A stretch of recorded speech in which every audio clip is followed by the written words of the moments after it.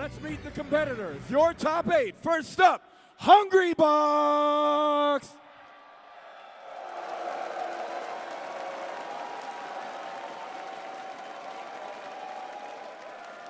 Next up, we got Leffen.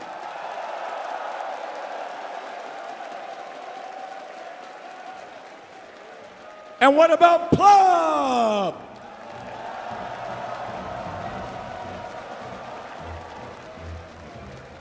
And I think you know Mango.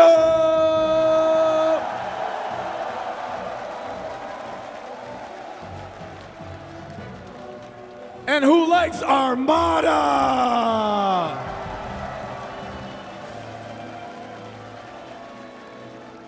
And then we got Wizrobe.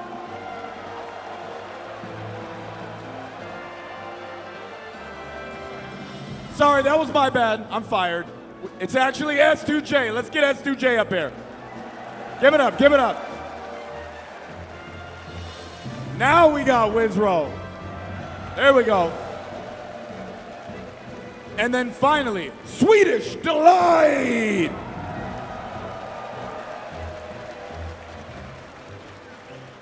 Big round of applause for your top 8. And taking over the house bike duty, we got Prague and T1.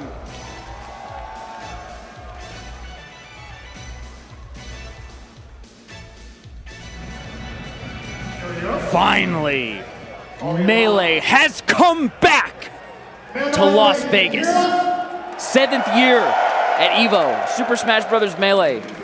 My God, how much has changed, Toph? Yeah, how much has changed and yet how much has stayed the same. We are your commentators. Toph. I'm Bobby Scar.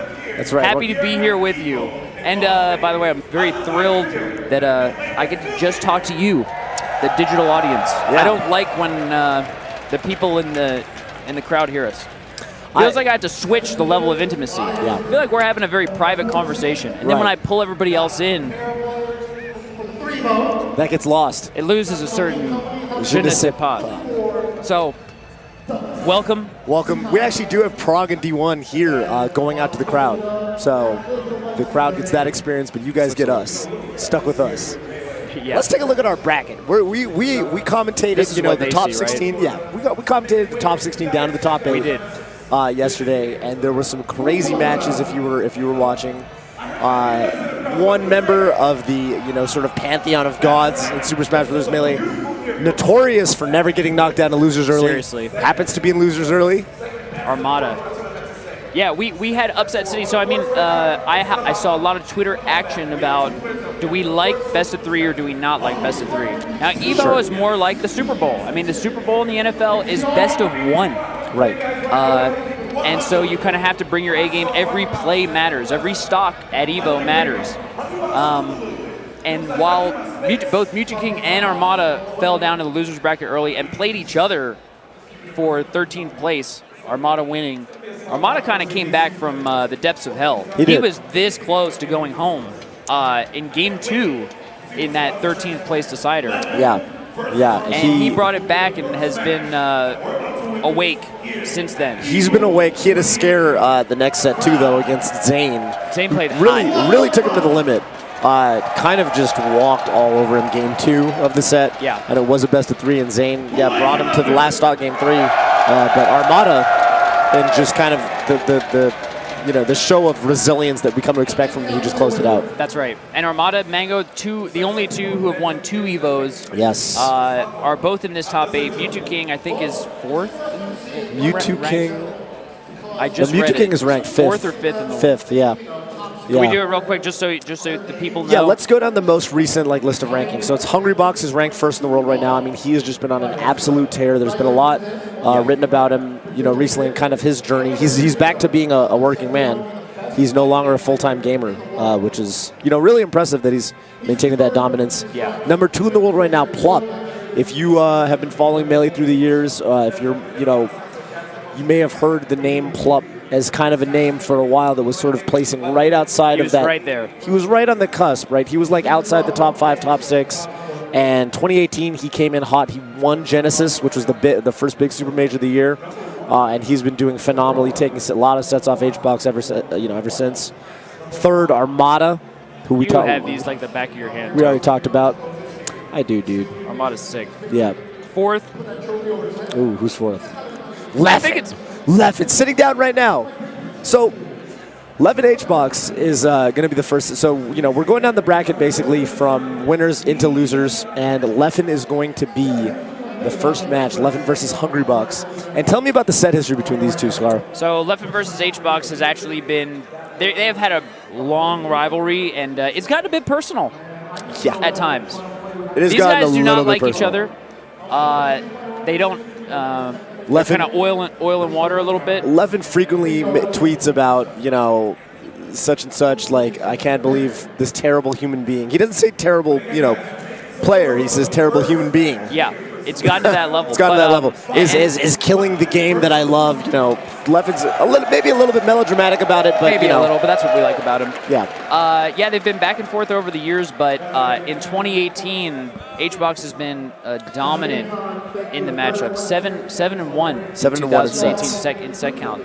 Yeah. So that's not great for Leffen, but he always seems to keep it close. The other thing is that set counts are sometimes with the very, very top players a little bit deceiving. You remember? I wanted to bring up, like, when you're in college, they call it like when people kind of let's say interact with many of the same people. It's like a smaller pool. Yeah. Okay. So Leffen could be in a given tournament, Leffen could beat HungryBox 3 times, and like you win one and then you lose 2 sets. So now it's like you're actually down 1-2, but like it's very, very close kind of thing. So I don't know, sometimes it's deceiving. The other thing is that with HungryBox, if he's always, it's like everybody's kind of playing to play him. So the better you are, the more sets you have with him. And yeah, no, everyone. I think that this year he's been the guy to beat. All right, going into game 1, and HungryBox with a commanding lead. Just like that.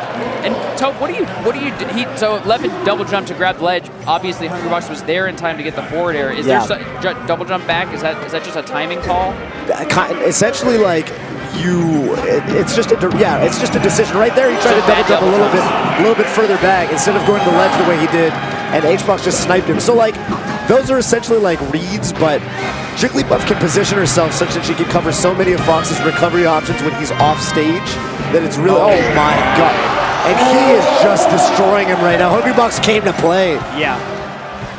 Bobby, this is best of 3. This is game 1. That's game saying, 1 is man. basically a write-off, right, at this point? Yep. At this now, point, this like, matchup, we may see a good bit of Fox Puff. We also may not, but in case we do, stages are important in this matchup. Yeah. Fox has some really, really good stages where he can kind of ice out Jigglypuff or, kind of... Pokemon Stadium, Final Destination, Yoshi Story. If you're Mango, he really likes that stage. He does. But the problem is with HBox winning game 1, which he almost assuredly will at this point, game 3 is going to be HungryBox's counter pick. He's going to get to pick, Dreamland or, I guess, Battlefield. Yeah. I guess if I'm Leffen at this point, so I mean, Leffen is a very, very fierce competitor. Even when he was not like that, even when he was not as good as he was today, he wanted to be the best. That's his mission. He wants to literally be the best in the world. And so, if you're Leffen right now, okay, you've been practicing, you had a great showing yesterday, now you got your ass beat a little bit. So, you kind of have to recenter. Melee at this level, these players are going to places where almost no one else has gone. It's a very lonely place at the top. Yep. And so, it's obviously very stressful. HungryBox not looking that stressed, but for Leffen, this is going to be the next few moments are all going to be about moving past how he feels on the inside. Yeah. Can he refine his center? Can he play in a balanced way?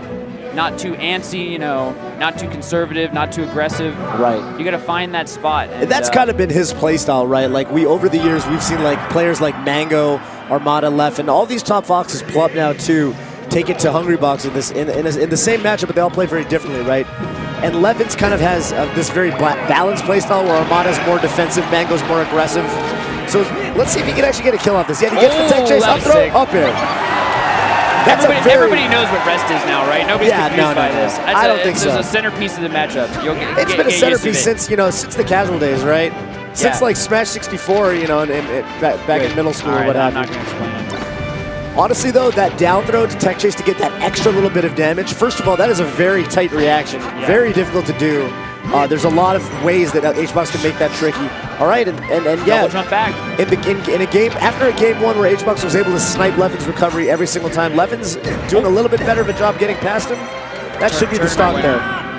Is there any DI you can do to not just get repeatedly hit in that situation? If you DI away, you're too far away. Yeah, if it looked you like DI Leffen DI too far away, but I feel like there's a in between, right?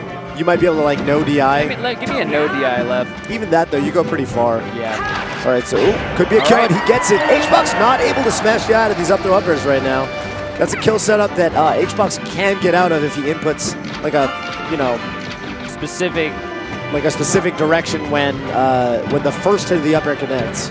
There's actually a sick video about it. I could tweet about it. Yeah. It'll tell you all you need to know about Smash DI inputs. Oh, he catches the jump.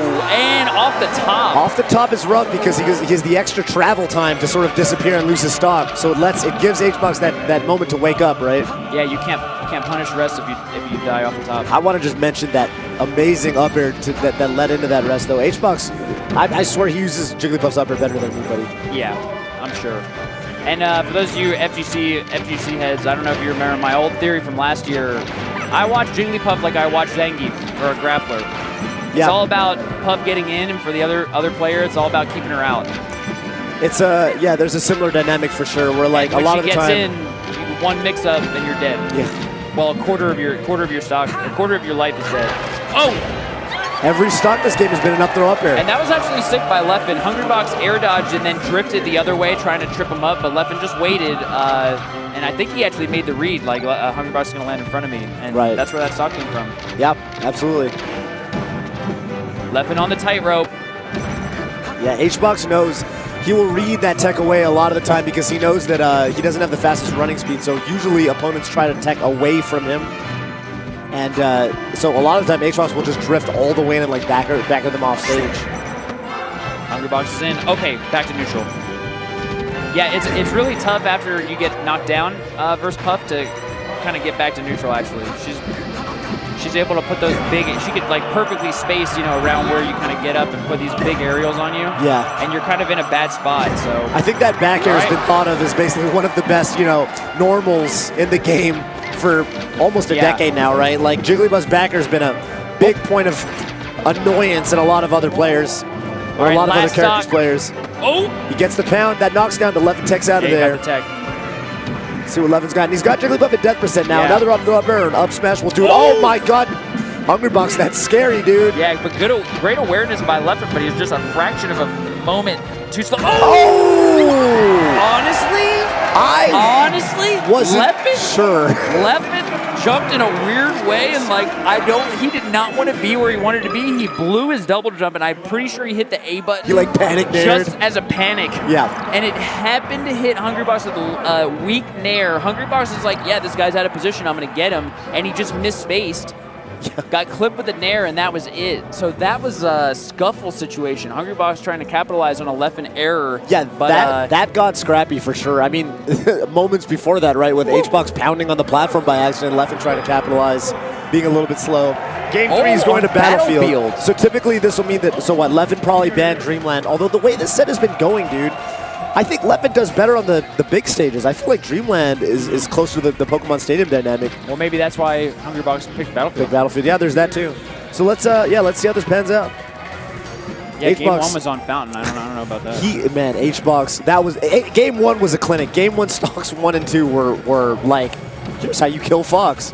It's crazy, but he gets the up smash. Does it kill? Not quite. Wow, really? Off the side platform too, right? That's surprising. Yeah, I'm actually very surprised. Yeah, you see HBox scouting for that up air now. Kind of trying to catch the timings of the opposing Fox to like see, all right, look, there's sort of a window of time that he can come off the platform, and that's when HBox is going to throw out that up air, because if he knows if it hits, it leads into a rest, and if it doesn't hit, you know, no harm, no foul. That's right. Leffen catches him flipping. We're just scouting it out with the up air. I mean, just reading where HungryBox is going to be. Oh, that soft nair is getting Leffen a lot of mileage. You see that? And HBox right now down to stock. Yeah, just like that. I mean, after a crazy game one, you know, explosive. Oh!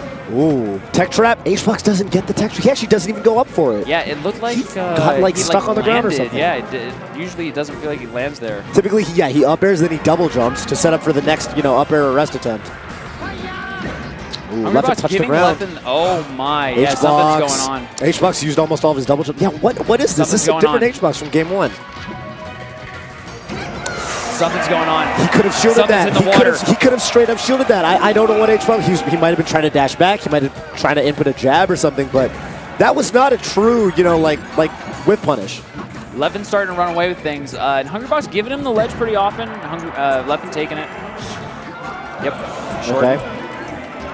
Jeez, yeah, Leffen's woken up for sure. Yeah. He's playing around the airspace. HungryBox not getting in, you know, the way that he really wants to. Oh, Leffen went for a crispy angle there. Yeah. Fox is, you know, he can angle that Firefox in a lot of different directions, but some of them are very difficult to hit. And they sort of, being able to hit them opens up recoveries that most players don't do very often. That's right. And EVO still 2 out of 3, guys.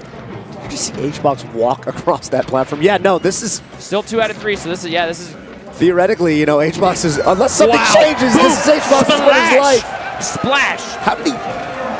The big up kick. And that is the big up kick. The big up kick. And rest now a liability. Yep. Yeah, it is. HungryBox is going to... Oh, my God. Like you called it, Bobby. That's a lot of damage that HBox did not want to give him. He couldn't kill him. If he was at like 30%, like that was the set. But HBox is dropping some crucial stuff. Crouch cancel by Leffen. You know, HungryBox could have gotten in, right? But crouch cancel means Leffen can turn it around. Yep. 66%. Leffen with 3 stocks. Oh, he 4 through instead of up. Punched him in the mouth. That's a little bit of a mistake from Leffen. Probably, you know, it could come back to bite him, but the way this is going, it might just not matter. Wow. There it is. Wow.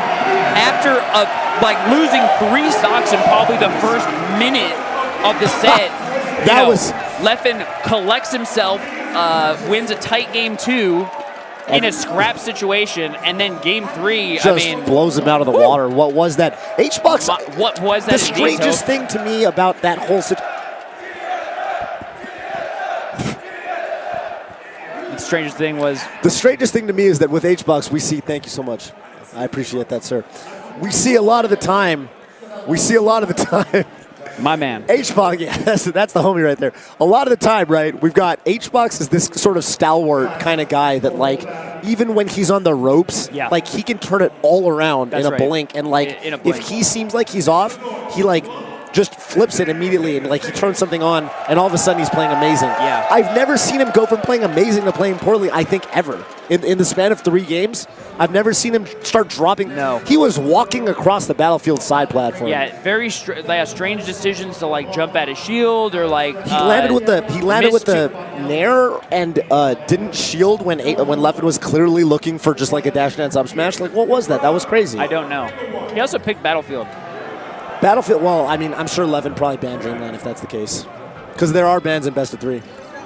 What else is it? Oh, he usually picks Fountain. But they struck to Fountain. Is that the strat? Leffen. Is that the strat? Do you go to Fountain where Foxes typically don't want to play game 1, and then you blow the game, put false win in your opponent's sails? I'm actually inventing a narrative that probably didn't actually happen. Well, it usually doesn't make sense. When you do the actual math on that, it usually doesn't make sense. But the only reason why it would make sense is if Leffen's thinking to himself, like, I need the first game to get used to HungryBox. And so I may as well play the first game on a stage that I don't like. It's possible. I mean, you know, who knows? I've thought about this weird, you know, do you pick a bad stage first many times, and I've never come to a satisfying conclusion for why you would want to. Right. Until just now where it's like, okay, this opponent is super weird, and I need to figure out where they are right now. I need a game and maybe get the jitters out. I need some data. I need some data. I need some jitters. I don't necessarily think it was like that intentional of a decision, but I could see a world where it was. I almost just want to ask him later because, you know, I don't want to put words in my man's mouth. What is the other side of